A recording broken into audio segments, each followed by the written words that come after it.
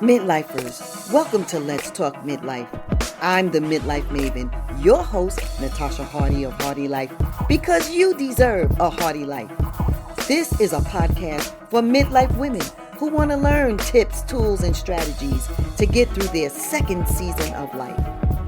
Have you ever struggled with poor self-care, lack of confidence, having no plan, and the fear of aging? Well, you're in the right place. Press play and let's dive into today's episode. Happy midlife to you. Happy midlife. Welcome to another episode of Let's Talk Midlife. I am here with my amazing guest, Bella Jones, and I want to let y'all know that she is not one to be messed with. She's all over Instagram with all the juice on finance in every direction you want to talk about. We talk about finance from the worst place to live, the best place to live, how you need to get your insurance, who's paying the best money, what states to live in, what states not to pay in, what's the highest states to live in. She's giving you the goods on all sides. Also, she is into the Black Girl Luxury, and her other brand is about women investing in themselves. And I'm going to step out and say she's a midlifer. She's a young midlifer. We have her on here because I want women to see what midlifers are doing, and you doing the damn thing, Bella. So introduce yourself and tell folks what you all about, because we're going to talk about investment today. I love it. Thank you, Natasha, for the wonderful introduction. So yes, I am Bella Jones, and I am all things finance. So in my business, I do focus on personal finance, where I help women of color build generational wealth and get laser focused on their financial goals.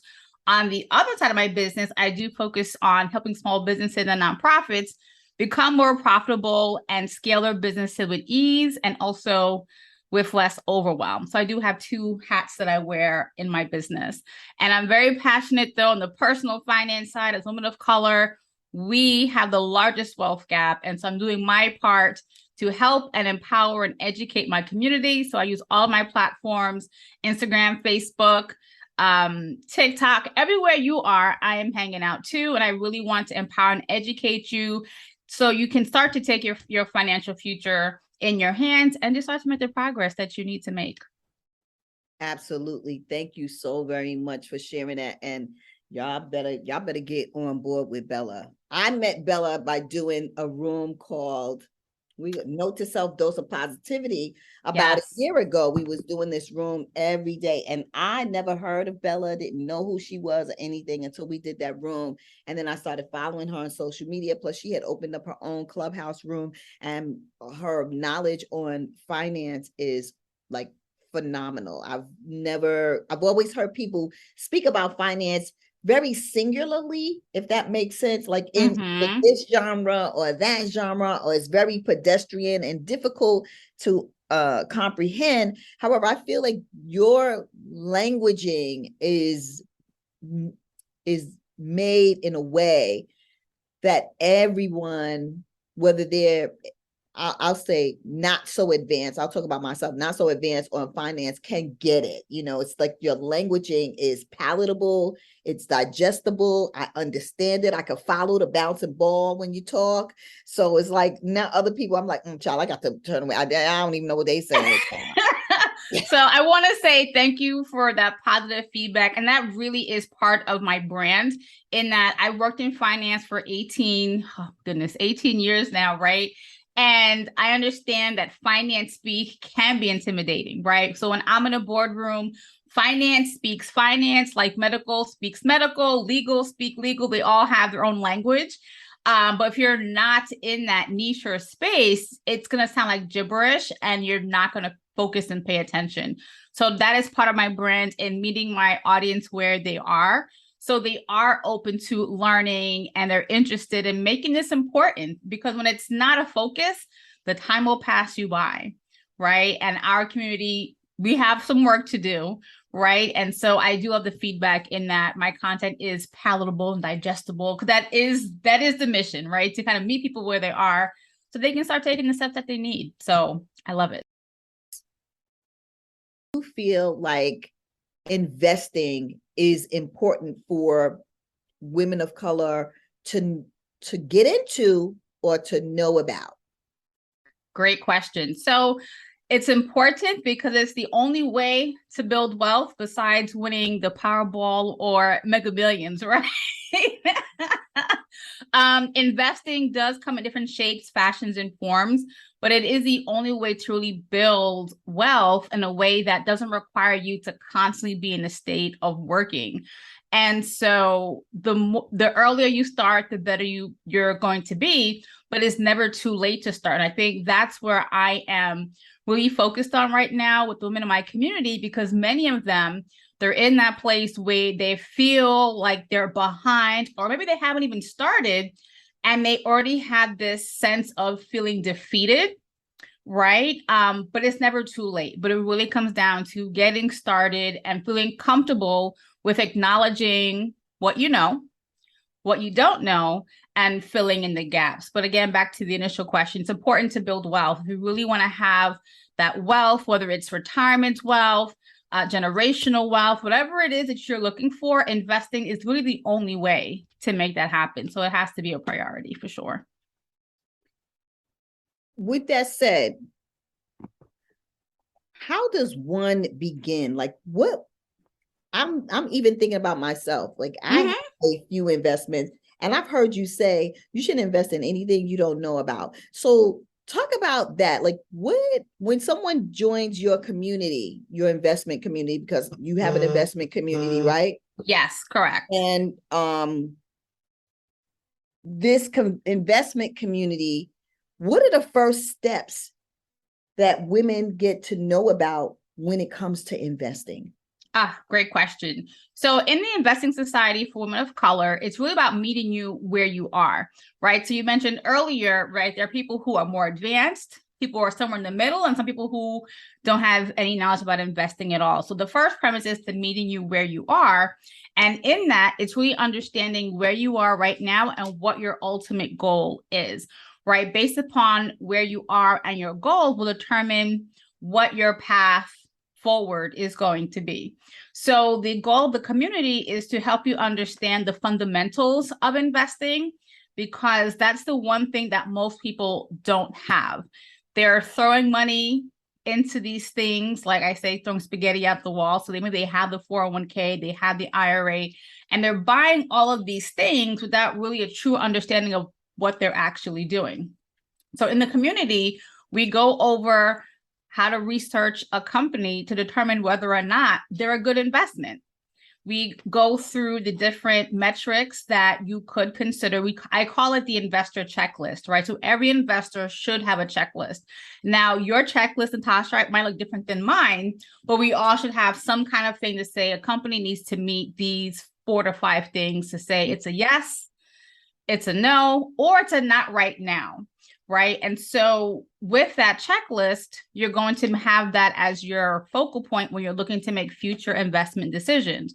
So in the community, we go over how to read financial statements, how to understand using social media, mainstream media to collect information, right? Because while we do have the fundamental parts of investing, what's going on around us also plays a part.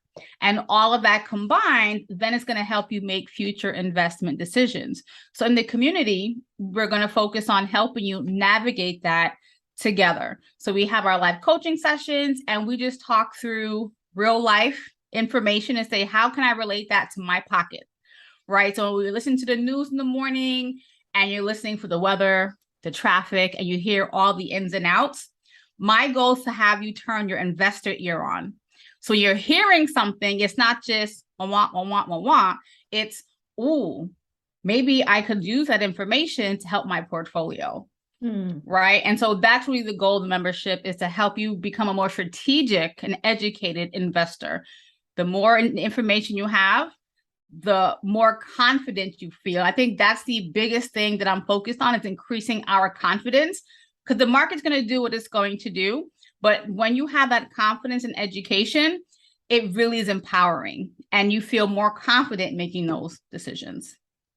Absolutely. Absolutely. And let me just say that what I feel like I'm hearing is you're teaching people how fundamentally how to invest. It's not like, oh, go for the, the Bitcoin or Yeah. the S&Ps and the this and that. No, you're like, no, what I'm teaching you is the brass tacks, the fundamentals of investing. And from learning these fundamentals of investing, you can then pick your portfolio how you want it, which would be very different than my portfolio or Kim's portfolio or Susan's Right. portfolio. You're saying I'm giving you the goods on how this is really done that nobody's telling you. People are telling you, join my this, and we're going to tell you to do, invest in A, B, or C. And that's not necessarily what, as women, from your perspective, Bella, this knowing women and how women do things. So this kind of like giving you the basics will help somebody build their strategy or the system on how to invest money.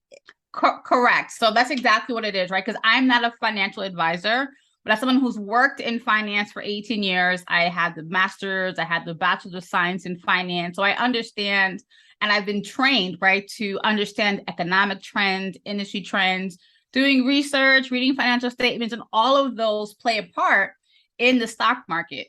But as someone who is a numbers person, I know other people are not necessarily numbers people, right? And they might hear P&L like, oh my God, I don't even want to know what that is, right? And so it's really about creating a safe space for my members to learn. And that is what I'm finding is really missing, right? In this space is that people feel that they're in their 30s, 40s, 50s, and they feel like I should know this already. And I challenge that to say, well, how would you know if no one taught you? Right. So I went to school for finance, but no one talked to me specifically about building an investment portfolio. They taught me economics, macro, micro. They taught me about financial statement. They taught me about all other things, but not really about investing itself. Right. That came in the corporate world, right, of working in corporate finance. So as someone who is educated in that space, if I didn't get the fund, right, how would another person who maybe had a degree in nursing, right, where are they getting that knowledge from? And it also goes back to working in corporate, for example. You go to a job, hey, we give you a 401k, we give you 6% match, just, open it. Okay, but what am I picking? What am I, right? Like no one really spends time to educate you, but I am seeing more corporations are offering education through either the service provider or a, third party. So I do like that. But also as a woman of color, right, I understand how to speak to other women of color, right? There are certain things that we deal with. There are certain ways that we think and that we feel that a non-person of color may not really understand. And also, I find that it's easier to learn when someone looks like you, they understand you, and they see you. Come on with it. What feedback do you get from them? Because to your point is working with women who look like you. What is their feedback when they begin to get these fundamentals and start building their portfolios and start seeing the results from them just taking action? Oh man, it's usually, oh my God, Bella, where have you been my whole life? I have one client, so she went through my investing accelerator, and she said, I just feel so empowered that this is life-changing for me. So this woman in particular, her husband is really into trading in the stock market, and I think he does crypto as well. And so they will have certain conversations, but she's more so just listening to what he has to say, but can never really speak on it, right? Because that's just not her lane.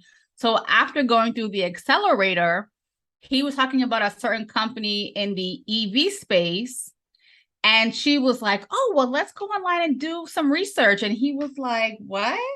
And so she went on Yahoo Finance. She was showing him their P&L statement, their balance sheet. And so she was walking him through all the things that she would look at. And he was like, okay, baby, I see you really are putting in the work. And she said in that moment, she just felt it was inexplainable. But she said as soon as she was done with him, she had to give me a call because she wanted to tell me about how she felt in that moment. And she said 6 months ago, I never would have been able to do that. I would have heard him say the company name and I would have been like, okay. But now they can have this conversation together. And I like to say iron sharpens iron, right? So now if you're learning and I'm learning, we're now building this thing together. So for me, it was like, that's my mission. That's why I'm here. You know, I was going to say what comes to mind is they now have another level of connection in their relationship. So that is deepening your relationship with your partner on a level, because that's what he was into. And she was just like, kind of like, out there. But now she can be like, and he can get into it with her and have a conversation. And I feel like, especially as you're in a relationship with your partner, and as you age, right? We age out of certain things, right? Right. We age out of like going to the bar and hanging out. We age out of going to a party every weekend or once a month or whatever. Right. We age out of things. However, what begins to create a deeper connection, which is something a lot of midlifers are looking for, deep connected relationships. Yes. You have a level of interest now with your partner where you both can not only share ideas, but you can build wealth together. Yes. You can explore things together. There's a growth, right, in this, more than just a level of interest. We can grow financially. We can grow intellectually. We can go to conventions together on this stuff. We can travel related to this. You know, people don't really understand this right here is really rich, because I had a friend that I went to elementary school with. Okay. He told me he didn't. And I was talking to him about, you know, my whole financial situation has been loop-de-loop since I became a single parent to my granddaughter. Right. He was like, don't be ashamed. He's like, you fine. I get my finances together until I was 50. And he's with his second wife now. And my wife is into all of this and she's this. And he really is into her because she's into making money. Whereas his first wife was all about how much she could take from him, right? And spend. And get from him, where it was a turnoff for him, right? Or among other things. Right. This woman is into like making money and how they can advance, and he's into it too. And he's probably a year or two younger than I. So in 8 years, he went from having poor credit to great credit to being now looking at investing and all of that stuff and staying on top of his numbers, and now have a new wife who's into it. So it just made me think of that when you shared that story, because this is romance on another level, baby. Right. And she also told me the way her husband looked at her in like admiration and awe. And she was like, it was just so nice to kind of see him. We look at me like, wow, my baby's really into this now. So to your point, they can now, again, build this empire together. And I think that's the other piece of my mission, is that I really want to empower and educate women, because finance is traditionally thought of as a man's thing, right? It's a man's field, and that's for a man to figure out. And whether you're single or in a relationship, right, I think there is something to be said to educating yourself for a number of reasons, right? So as we are midlifers, right, Tomorrow isn't promised to anyone. And if you just have one person, whether man or woman, who's doing everything, that's a scary proposition if something were to happen to them unexpectedly and you are just blindsided with no clue of whether you're up, down, inside, or outside, right? So I think there should be a shared responsibility to some extent. And again, the more you know, the more you learn. And the biggest piece, the other part to my mission is passing down this knowledge to your children and loved ones, right? As a community, we have this thing of generational wealth, and we want to have all this wealth and make things better for our children, but you're doing them a disservice if you don't pass down the knowledge to them as well. Because when they inherit these assets, whether you're alive or after you pass on, if they aren't equipped emotionally and mentally with the knowledge to manage the assets, they can just waste what you have spent your time and lifetime to build. And I can share a few stories, but we can see about going into that a little bit later. So building generational wealth is really, there's two parts to it. Well, three parts, actually. It's acquiring assets, it's protecting your assets, but also passing down the knowledge and information.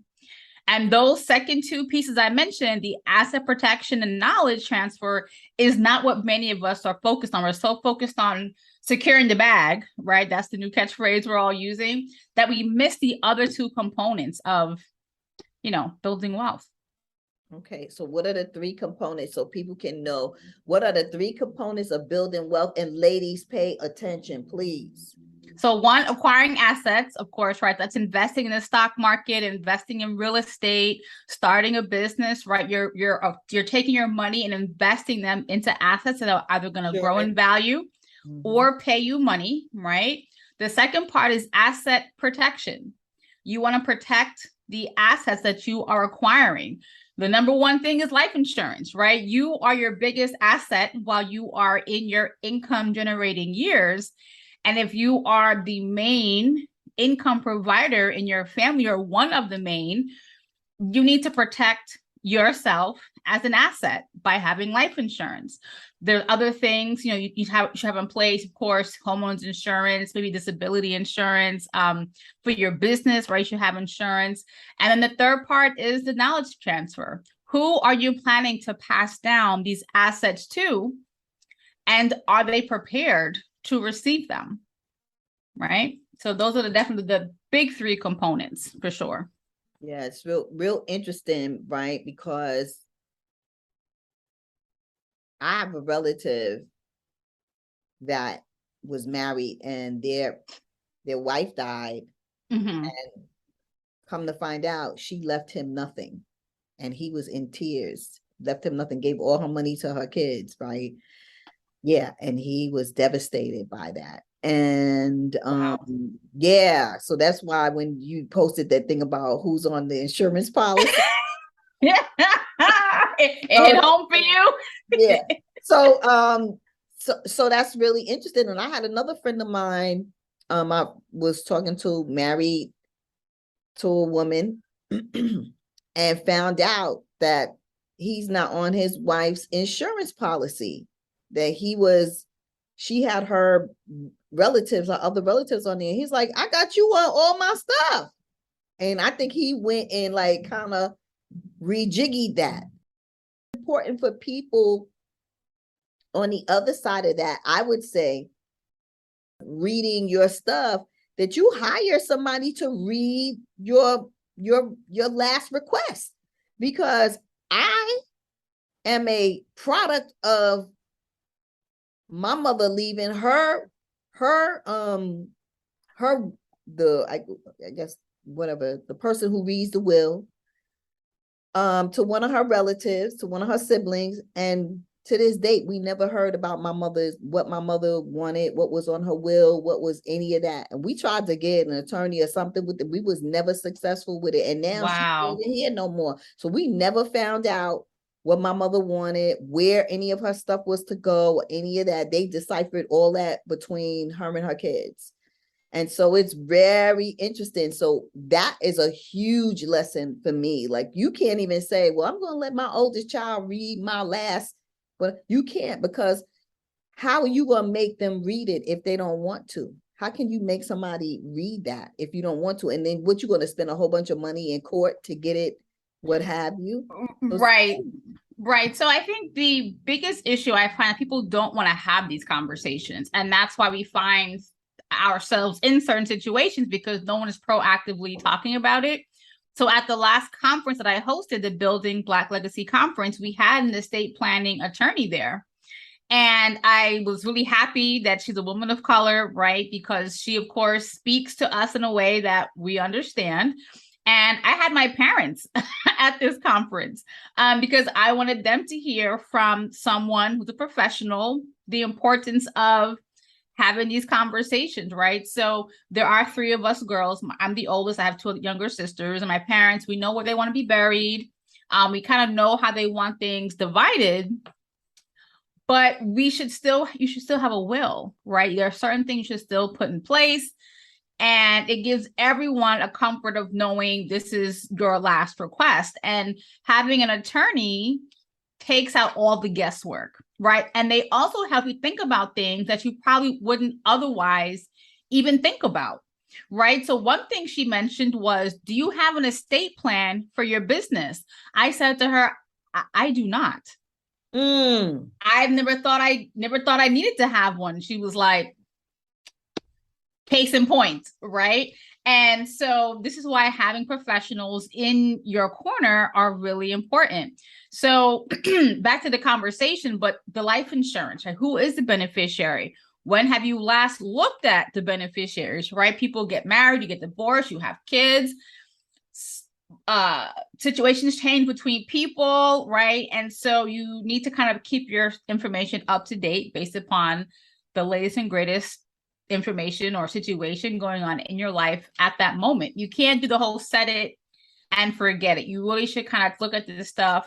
And I mean, your checking accounts, savings accounts, money market, 401ks, life insurance, everything, at least once a year, taking a look at it, but also letting other people know where certain things are, like a copy of your will, like a copy of your life insurance policy. It's easy to say, oh yeah, I have $1 million policy. Who's it with? Right? Right. Something as simple as that, right? Like, and where is it? Right. Who's the policy holder in regards to the company, and at least can I get a policy number? Right. So there's so many pieces to wealth building. So that going back to the initial part of the conversation, it's these three parts. It's not just securing the bag and getting assets. It's not just that, right? There's other pieces of it that you have to put in place to make the whole picture work. Is part of the investment. It's like what it's I was sitting here thinking, did we get off track? But I was like, no, this is part of the investing. This is, you have to invest your knowledge, you have to invest your time. And like you're saying, it's not a one and done. It's not a one and done. You like at least once a year, you go over this, or if you have a shift in your marital status or relationship status or whatever the case is, tips, let's say 3 tips you would give to women listening into this conversation today for them to just get started.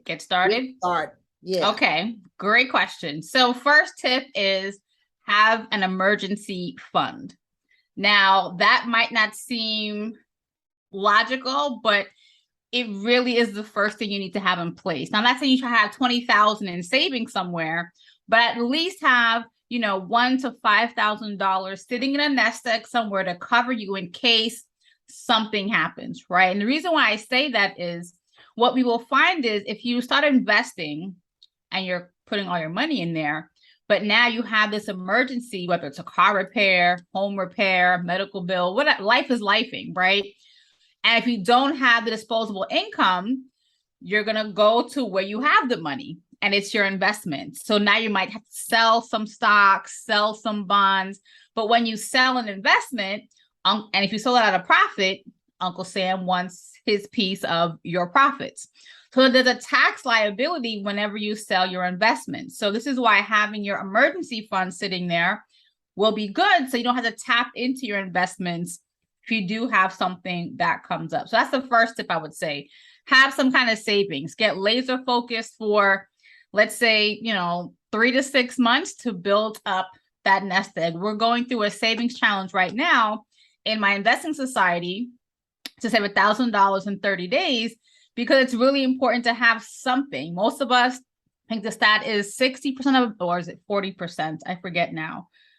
I want to say it's 45% of Americans don't have $400 to cover an emergency, right? So the $1,000 savings challenge is a great place to start. And of course, you can scale it from there, depending upon what your needs are and what your situation is. That's tip number one. Tip number two is sit down and decide how much can you realistically invest on a regular basis. I also find that we tend to overcommit when it comes to our investments. So we might say, oh, I want to put $500 a month, but then you're doing that and you got to pull out 100 because the light bill's due. Right? So it's really important to be conservative, right? And then start with $50. No, I'm being so serious right now. Really start with a realistic number that you can say every month for the next 12 months, I can put in X amount of money. And then, so let's say, so it's March now. So let's say April 1st. Okay, I'm going to put in $100 in April. And then let's say you get to May, you're like, you know what, maybe I could do 150. Great. Or let's say June comes around and you're like, well, I can only do 100, but then June 20th comes and you can put an extra $50, right? But just start on a conservative number and add more as you can versus overcommitting and then having to pull money out because you got bills to pay. So that's that's the second thing. Look at your budget and realistically commit to a solid number. The third tip is invest in things that you understand. So the great thing about the stock market right now is you can invest with any amount of money. You can invest with $20. Technically, you can invest with $5. You can invest with, you don't need thousands and thousands of dollars, and just start investing in companies that you do know and understand. So if you like Amazon, go ahead and invest in Amazon. If you feel comfortable, if you like Apple, invest with Apple, right? Don't go for these fancy stocks that you hear people talking about, but you yourself have no idea what they do, right? You can watch CNBC Money with Kramer or Charles Payne, right? You could watch that and you might hear these company names. Oh, I'm going to buy this. But do you know what they do? Do you understand what their company does? If not, then you don't buy it. So you really want to start with companies you know, you understand, and from there, you scale. From there, you gain more knowledge, you get more sophisticated, and you can kind of dibble and dabble, right, in different industries or different companies, but don't get fancy. Start simple. If this is your first time getting started or you're new to this, keep it really simple until you evolve and get more sophisticated as an investor. Awesome. That is beautiful. How they can get in touch with you, because we're about to wrap up and we're going to have you come back and talk about Black girl luxury, you know, and she told y'all how she a whiz with these credit cards. She gave some information, honey. I had to start paying all my bills with a credit card. And this is what I had to start doing. I said, you know, I could do this. I'm spending this money every month. You know, just made some sense to me. But that's what I'm saying, is that you talk about this stuff and you make it very simplistic so that it's usable, it's doable, and I can do it. And I really do love what you just shared about in the 3 tips, right? You can't don't invest a whole lot of money when you get started. Because if you build in that, you can't feed two babies at one time, right? You gotta all of that. So yes. Yeah. And just to kind of go off of that, well, I don't hate to use the word piggyback, but to kind of segue from that is that a lot of us feel this urge to play catch up. So we're looking to, so I had a survey done in my community, my social media community, to really understand what people are struggling with when it comes to wealth building and financial literacy and all of that. And the biggest pain point is they feel as if they're behind. And because of that, they're trying to play catch up, and they're investing more riskier assets in the hope to catch up. So to kind of go back to what you were saying, someone might be listening to this and say, well, if I just invest all this money, then I can have money to put in my emergency fund, right? They might think that. And while that is a strategy, not one that I agree with, in order for it to work, right? When you pull that money out, there's a tax implication to that. So you want to kind of make sure you're not adding more tax liability if you're someone who already, right, owes Uncle Sam every single year.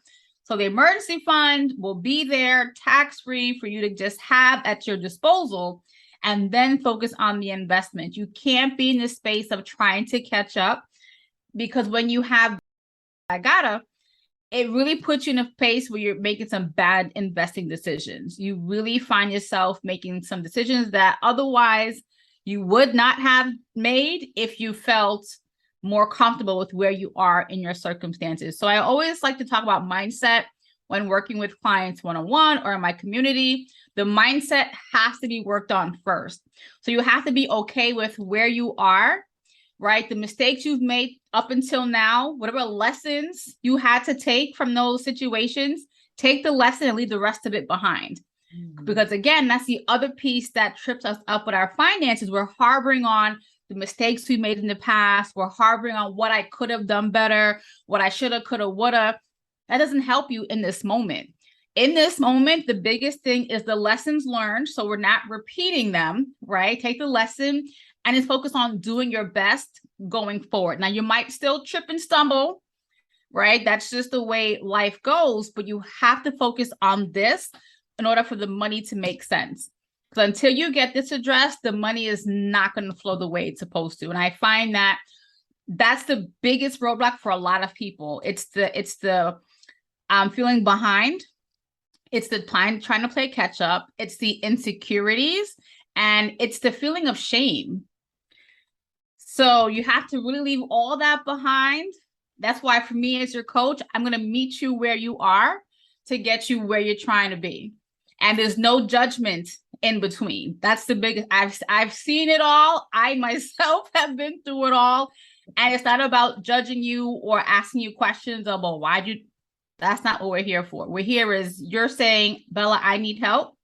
And my thing is great. And now let's do the work. And that's really it. You know what I like to say? There's no gratification from desperation. Ooh!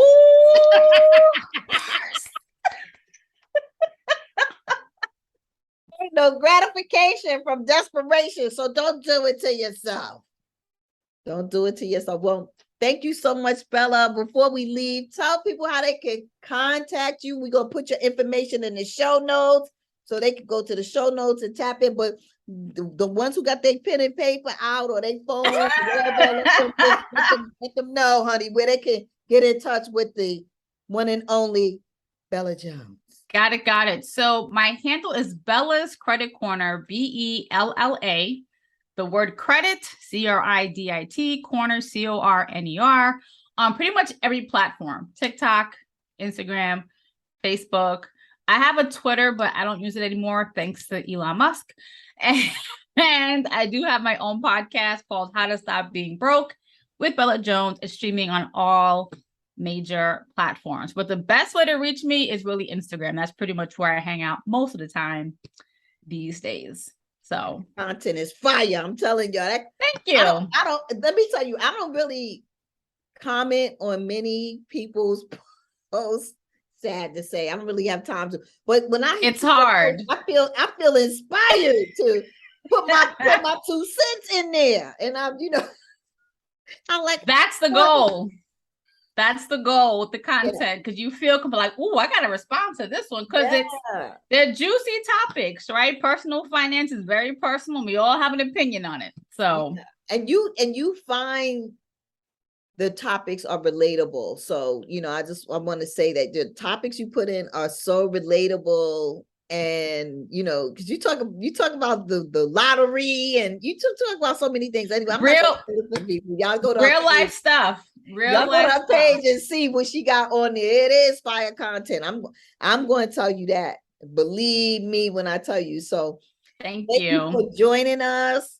Thank you for having me. Yes, you coming back. You coming back. Don't worry, you gonna give us the black girl luxury conversations that these folks find out about these credit cards and how they get to be using them to travel around the world like you, my dear, has done. And she's taught herself, like she said before, Bella has taught herself about investing. She taught herself about these credit cards and how to use them for her benefit. So you want to follow her, check her out on social media. Her content is fire. I'm going to say it again. It is fire. And she's an amazing person. She just, the best thing I could have done was say yes to the Note to Self room that we were doing, because that was a great room on there were phenomenal, and I've made such great connections with all of you wonderful women.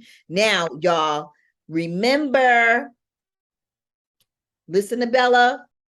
Till next time, we will see you. Have a great one. Thank you, Bella. You're welcome.